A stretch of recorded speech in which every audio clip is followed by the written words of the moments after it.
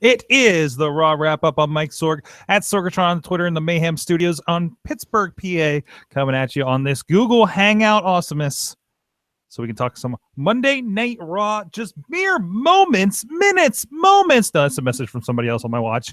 After WWE Raw came off, the Go Home to the Go Home show for Raw. Penultimate, which I don't think was used right tonight for Raw.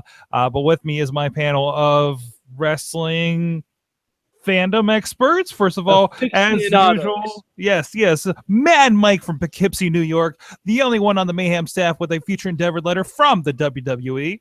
This is correct. This is absolutely correct, Sorg. And oh man, do I sympathize and at the same time do not identify with Brooklyn. Yeah, well, apparently a lot of people don't. There's a big discussion and argument on our Twitter about that, actually. And of course, with us from California, Pennsylvania, is sound guy for Renegade Wrestling Alliance, RWALive.com. He is Wheels.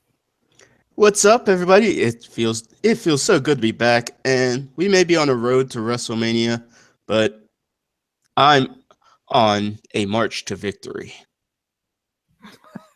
Great plug for your own show coming up here March 25th in West Newton, PA. I will be there as well. So we'll good job, you. Anyways,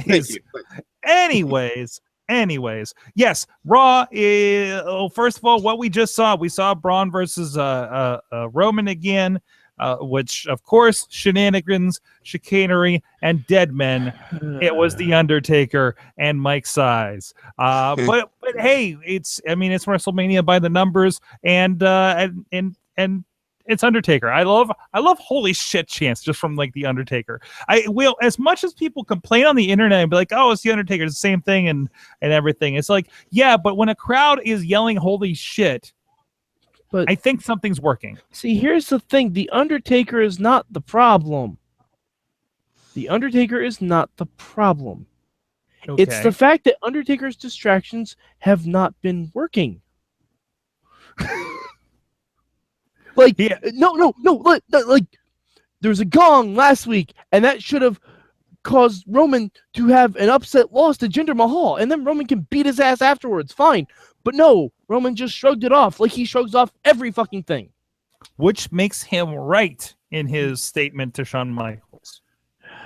But it makes the whole segment idiotic because Shawn Michaels should not have come out there in the first place because the gong clearly didn't affect Roman Reigns. Just like it didn't affect him tonight because Roman speared The Undertaker. So maybe the bigger question is Undertaker getting over on Roman. Is that the bigger question? Of course he is. He's the fucking Undertaker. I think it's a bigger question these days. No, it's not. Ask Bray Wyatt if it's a bigger question. Wheels? All I know is I was watching that segment and he took care of Strowman. And it's so hard to say Strowman and Roman when they're together. But anyways, when Strowman got out of the ring and you just saw the Taker just throw him out the ring, and all of a sudden you saw him mouth the words, "Oh shit," because he knew it was coming. Thank you. And his old frail bones can't take a spear too much longer. I'm actually having that that discussion with our buddy Vaughn M. Johnson on Twitter out there in Philly, because I was saying, because he said how he thought Taker looked like he was hurting after the choke slam. I was like, no, I thought that was more like an oh shit, I turned my back and a spear's coming. That's what I thought it was. Yeah, no, but not like oh shit, I have to brace for it because it's gonna hurt. Just like oh shit, I turned my back on the guy I want to be fighting. Yeah, I think it was like oh shit, he got me again. Which threw me because like he saw the reactions. I'm like, is he hurting? No, he's reacting, and it was weird to see that kind of expression when he's pop up dead man style, you know. But it felt sort of out of character for that, right? Him realizing it also took him a while to sit up too. Wow. Which makes you wonder, is that part of the story? He was waiting for the camera. Is it more of the story? Is it that it is this being told here, like kind of in actions here again of the can Undertaker beat Roman? I don't think that's it. I don't think no, but you know what I would have liked to see in that segment instead of WrestleMania by the numbers. I would have liked to see during the stare down between the Undertaker and Roman, all of a sudden Braun to just truck the Undertaker like he did last week, and then for Roman to spear Braun and get the win. That, to me, I think would have been more impactful. Okay. Because right now, you've already given away Roman spearing the Undertaker. You have given that away for free. Yeah, but when we get to WrestleMania, there's going to be like 5 spears. And 18 Superman punches. But you shouldn't give these things away for free. But you give the one away because they're going to have more of a spectacle. No, you shouldn't. You don't know what these guys are going to do. Well, we don't know what the main event's going to do. It's called a teaser. No, it's not a teaser. It's like in movie trailers where they show you the whole plot. That's what it is. Like, there should not be any physical interaction between those two before Mania because of how sporadic Taker's appearances are. So you think they're not making the most of it at this point then? No, I don't think they are. And it's a match I want to see. Mm-hmm. I also don't want to see Roman spear Undertaker right before WrestleMania. Because is Undertaker going to be on next week? Probably. He'll probably chokeslam Roman. And that's giving something else away for free. Like, stop giving shit away for free. But we are also going to have Goldberg and Brock, which, yeah, we got some promos. They're not going to do anything. They're going to stare at each other awkwardly and grab the title for 5 minutes. They've already done a lot, I thought, as far as touching each other. Or the between F5s and Sorg. Goldberg has literally had less than 10 minutes of in-ring action. They could not have done a lot. Yeah, I'm talking in his 2 matches. He did also take. I mean, he did. Oh, I'm sorry, 3 matches. And he took an F5 and was sweating his ass off for it. Which exactly. Which is why they're not going to touch each other next week. So it'll be interesting to see what they do with that. But anyways, so there's that. Cruiserweights, I think, looking good. I think we had a fun match between Brian Kendrick and TJ Perkins. Too short. Too short. AKA John Johnson. Too short. Why don't they let these guys wrestle? That's where 205 Live's for. You're going to get a little taste. Yeah, but all right, you want to talk previews? This is where the preview should be. That's not a preview. That's a clip. Then what's your preview? Having a good match. Okay. They had a 2-minute match. Raw is 3 hours long. Then how do you take the let's have Triple H not talk for 35 minutes. How do you take the Austin Aries Nice match then? That was fine, but that was a good match. Yes, but why not have both cruiserweight matches be good and long? We don't need Triple H talking for 20 minutes. We don't need Stephanie firing Mick Foley for 35 minutes. Like, we don't need those things on Raw. No, but I mean, Triple H has to make up in this entirely new storyline now with Seth's injury to what we're doing here, and I'm sure it didn't help that he was fighting off the crowd in that one too. So, yeah, I mean, and speaking of crowd, can we talk about the screaming woman? Okay, during the last cruiserweight match, right? The cruiserweight match, and like even Roman and Strowman's match. Oh I thought I was watching New Japan World again because that happens like every match. Like there's the one girl screaming something, and I have no idea what it is. I don't speak Japanese, but it's there. It's very prominent, right? Mm-hmm. I think she showed up to this Raw and was very excited about the cruiserweights. I'm not gonna lie, I had half of Raw on mute. Well, okay. I found, because I was trying to stay awake. I found a Doctor Who episode of The Weakest Link on YouTube, and that's what I was listening to. All right. Well, that's it's well, you know what? That's very difficult to digest a Raw when No, it's not. Half of the Raw was the same old booking. Okay, but you're not absorbing it. You're not. I am into what they are having. No, you're watching fucking Doctor Who. No, I was listening to a Doctor Who and watching Raw because I don't want to hear the commentary and I don't want to hear the crowd. Well, but the crowd was entertaining with that woman screaming because I'm like, no, clearly it was distracting because it distracted you from the match. No, I still watched the match. I'm watching the match, but so you can listen to one thing and watch something else, Sorg? Well, like Corey Graves on commentary versus watching the thing that's actually more or less about the match versus when JBL's going off about God knows what. Yes. Yeah, so it's the same thing. It was just a different commentary. I just don't think listening to Doctor Who is complimentary to Monday Night Raw. It greatly enhanced my viewing experience. Okay, all right, man. If that turns but Mike, how could you explain? Say you might have missed an announcement when they were talking during that match. Oh, I didn't. You're listening. I didn't. But what if that would have happened? Do you know that? But I didn't. Do you know it's now a 4-way for the women's title? Yes, of course I do, because of course it's going to be. We said it was going to be 3 weeks ago. We just had, we rebooked Bayley versus Nia, only this time with the stipulation thrown in that if Nia actually wins, instead of just trying to hurt Bayley like she did last week, it's the same booking. And then Anderson and Gallows were being fucking idiots, and instead of, I don't know, maybe getting a one-on-one match for the tag titles, they decided they wanted a triple threat match by attacking their partners. And yes, I heard they mentioned that on commentary too, which is actually good that they mentioned that, but it still makes the tag team champions look ridiculous. Well, they are kind of ridiculous. No. Chad Too Bad and Tex. I don't know the difference anymore. I don't know. No one knows the difference. It all messes together. Yeah. I think Jericho's got these loud jackets, which he does. And can we talk about Jericho, because that was a master stroke. It was absolutely. That was amazing. Yes. That was the best thing I've seen on Raw in months. So much talking. Who was the chick in the poster? Deserved. I swear I know that poster. Wasn't that Sunny? I thought it was Pamela Anderson. That might have been her. I don't know. I don't think it's Pam Anderson. It's she's probably Canadian. But anyways, Pam Anderson is Canadian. Okay, so it might have been. I was all right. I'm not gonna lie. I was worried about this segment because usually when Chris Jericho turns face, he gets into the awful jokes and the even worse puns and photoshops. I was afraid that's what we were going to see. Like, me want title match. Like, I thought we were going to see that bullshit again. But this was really, really, really well done. Yeah, it was like...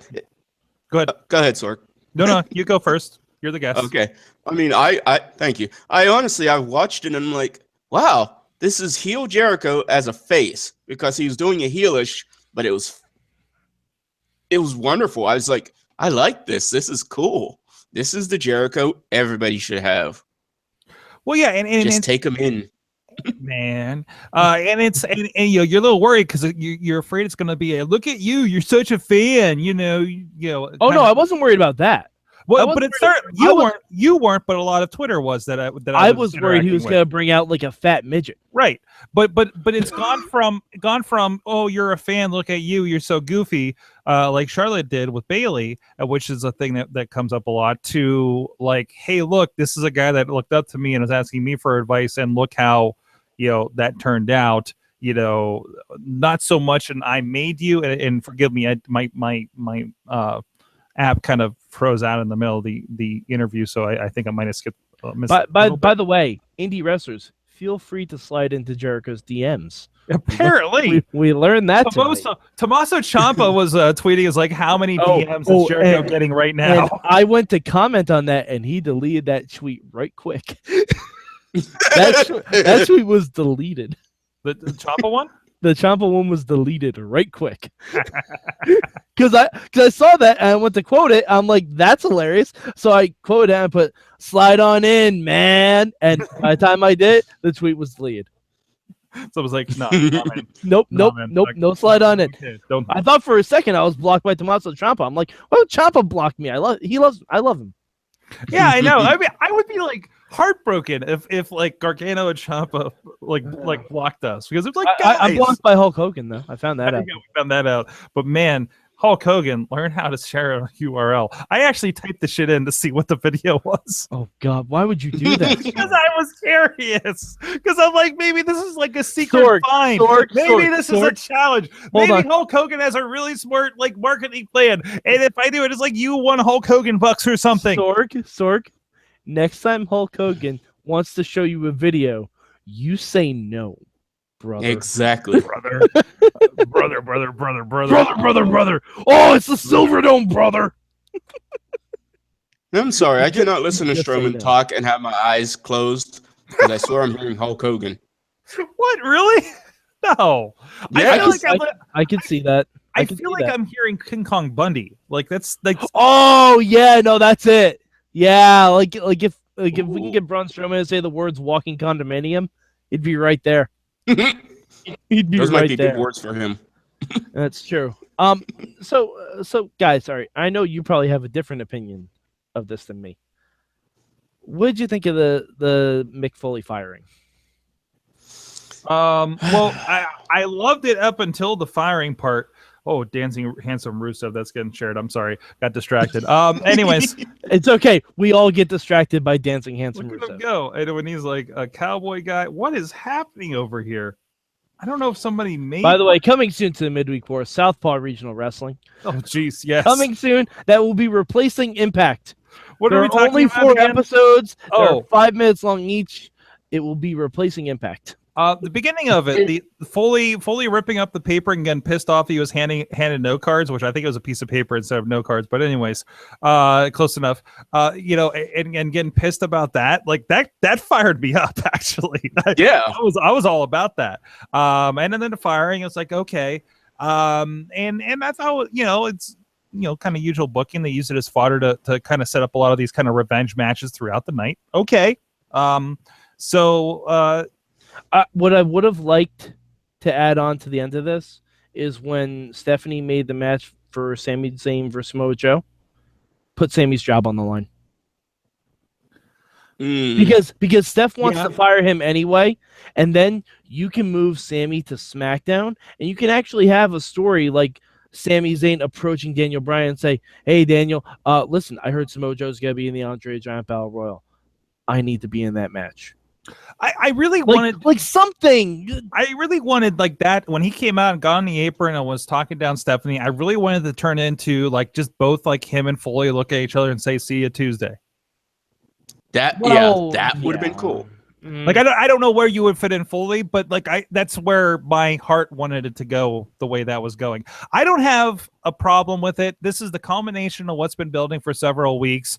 Which is just kind of leading back into the bad guys are rolling raw kind of thing with our Owens, Samoa Joe, Triple H kind of bad guy triad thing with Stephanie, which I don't know what's going to lead into a GM thing. Stephanie's just basically going to be the GM or what. We'll see how that plays out. Sorg, you know where that's going. I don't. What do you think it's going? Dun, dun, dun, dun, dun, dun, dun, dun, dun, angle. Great. It's perfect storytelling to do something with this and set some other stuff up while Foley's going out the door to set up an angle thing. Angle. Except that Stephanie needs to be gone. Stephanie. Okay. Stephanie, I'm sorry. No. We're back in the day of the late 90s where the McMahons are the most consistent workers that are not going to go anywhere. But here's the problem. In the late 90s, when Vince was running shop, people could hit Vince. Vince could actually receive comeuppance. Vince would get stunned. Vince would get rock bottom. Vince would get hit in the head with a chair. Vince would get Mr. Socko. Vince would get everything done to him under the sun. No one is hitting Stephanie. Wait. Didn't Stephanie get laid out at WrestleMania last year? And then did she also get laid out at the WrestleMania by Ronda Rousey the year before? And does anyone remember that? We do, obviously. And it's special when it happened. I just saw WrestleMania 31 again. I did not remember it. No, because it doesn't have an impact. Because it's not the people Stephanie's berating. One, I think you're WrestleMania numb at this point. So no, it's not the people Stephanie, and it's not happening as the beration happens. Like when Stephanie dresses down Bayley. When Stephanie dresses down Bayley, Bayley should get pissed and give her a Bayley a belly. Right there, on the spot, when it happens. Or Sasha smacks, but it's not going to happen. Do you know why the AJ Styles, Shane McMahon stuff is really good? Direct action. Direct action. I may not like the fact that match is happening, but the build to that match is fucking amazing. I think it may come around to it. I think it's something that could come around to it. No, they're not going to do that. So, Wheels, were you going to say something there? No, I'm just sitting there trying to think. I mean, Bailey is the only one that really could do anything to Steph right now because everybody Bailey else or seems. Sasha. Yeah. Bailey or Sasha, but Sasha's even leaning more heely now. Yeah, so so it's only Bailey, really. And honestly, I could see maybe next week before WrestleMania, maybe No. Nope. Steph does something and maybe Bailey just lays her out once. No, not before Mania. No, because then you're setting up Bailey versus Steph. No, it doesn't happen. It doesn't happen before Mania. But I think it could be something. Stephanie always has to be the most important person in the ring. And it's not something that I feel like you would set up at Mania because I don't think the lines go there for this. It was a utility to get certain things done on Raw, I think. So and it was interesting, and you got some good Mick Foley moments out of it. Whatever you want to think about that, I enjoyed it. I enjoyed Mick Foley's contribution to the storyline. So yeah, it's like, hey, look at Dastardly McMahon's and everybody else. I mean, it's tale as old as time. Stop that. Stop that right now, Sorg. And when I say Beauty and the Beast, am I talking about Stephanie or Triple H? Yes. So. Yes. See, Mike and I, we think alike because we are brothers from other mothers. See, Sorg, when all the petals fall off this rose, Stephanie will finally be off Raw television. Keep in mind, this flower is plastic. No petals fall off of it. Just like her. No, Mike. She's a mom. That's Mike, me. Just rewatch the mom Stephanie Xavier Woods. I know. That's the Stephanie I want so badly. She seems like an amazing person. Confirmed. I can't believe we're still talking about this. I don't even know what shows we talked about it last week. It's the best thing we can talk about Xavier Woods this week. But if you haven't yet, up, down, down, million subscriber episode. The announcement. Sorry, started. I started like last week. Yeah, they might have to change the name of that. But just change it to left, right. yeah, exactly. I can't remember what point I was going to make now. Thanks a lot. How Stephanie was being cool mom Steph. Oh, yeah, because it confirms everything about Stephanie that we heard about, from the Carlins and everything, from encounters with her. That it's like, yeah, she's cool mom Steph, like, real awesome with that, so. And, like, there would be nothing wrong with that character being on TV. I don't think there'd be any issue with that. Because you can have a heel commissioner who's like, hey, I'm just, I'm trying to be like you, Steph. Like, no, we're not going to do that now. Like I want cool mom Steph on TV because that's something different. Sorg, do you know how long the Authority story's been lasting? About 5 years now, right? Way too long. When did People Power end? People Power ended at WrestleMania 27. We're on WrestleMania 33. Let's see. That's 6 years. 30, at least before 30 was Authority. Before that? Yeah. 29? Was there Authority going into 29? Wait, because it was Taker and... Triple H. Taker and Triple H? Yeah. No, it was Taker and Punk. No. Oh, 29 was Taker and Punk. Yeah, so it was Triple H and Brock. Triple H and Brock, which that wasn't Authority. There was Best for Business stuff in there, because there was. Really? Yeah, pretty sure. Wait, so Triple H was the but Triple H was the good guy going into that. Depends. Kind of, yeah. He was CEO, but it was just still. He was COO, but they were still doing the Best for Business stuff. Okay, but that's been going on way too long. It was softened. It was not like Corporate Kane and Jamie Noble and Seth and all that stuff yet. That was more. Right after 29. That's when that happened. Right after 29. Yeah, that makes sense. So the Authority was there because Evolution was still a thing. Oh wow. Yeah. Maybe. No way, I'm getting my manias mixed up. See, I told you, you're mania nut, Mike. Okay, so it was 30, but still. Like I know I did 30 last year, but man, Yeah, no, it was 30, but still, Brandon, it's been going on too long. The heel character of Mr. McMahon did not last this long. Brandon's mentioning about Floyd leaving because of the hip surgery, right? Well, yeah, and it makes sense for Floyd to leave. That's you got to do something significant with it. You can't just walk out, right? So, but you should have fired him a month ago. That way we could actually build to WrestleMania matches. But oh wait, we can't do that because the main title on Raw is stuck between two guys who don't show up. Oh, here we go again. Here we go again. They had to wait. That is a conversation for another show. Mad Mike, where can people find you? You can find me at Mad Mike. Wait. How much of Raw was watchable tonight? Oh, yes. That's a good question. Hour 20. Mike, I'll let you go first. Hour 20. Because the rest of it you already saw last week. Over you, Wills. All right. Well, hour 20, huh? Let's see. Honestly, and since I watched all of it with commentary and the lady screaming and the weird commercial with AJ Styles and the talking lung thing, whatever the hell that was. Man. Little lungs, Will. Let's get it right. Little lungs. I'm going to go hour 30. Oof. See? Commentary doesn't help all that much. 245. 240. You're insane. You're insane, Sorg. It's Raw. I know I'm getting out of Raw. I got all the Raw that I want. I'm not asking for Raw from 10 years ago. I'm asking for the best Raw that Raw can do now. I got Sami Zayn and Samoa Joe. I got cruiserweights, although shorter than I would have liked to. I got 2 decent women's matches. Some maybe could be a little bit longer, but there was stuff happening, and I enjoyed it. And Lady Screaming entertained me. The fan base, whether I agreed or disagreed with it, entertained me and made things interesting.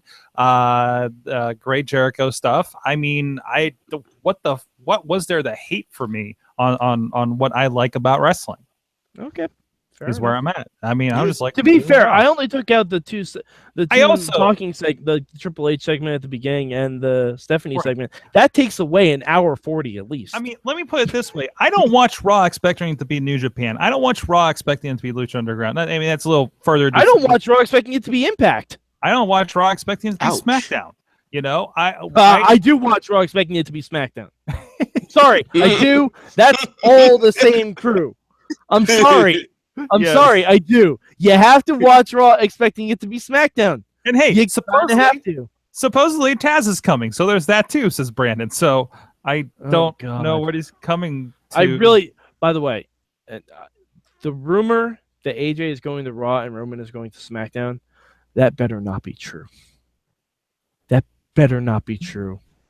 Because that's just going to make me hate both shows. You know what? How much... Oh, so I'm just going to pose this question. Let's not get into it. But how much of SmackDown did we kind of narrow our eyes at 9 months ago, and now look what they're doing? What could they do with Roman? I was going to leave you with nice, Mike. If Roman's a face, fucking nothing.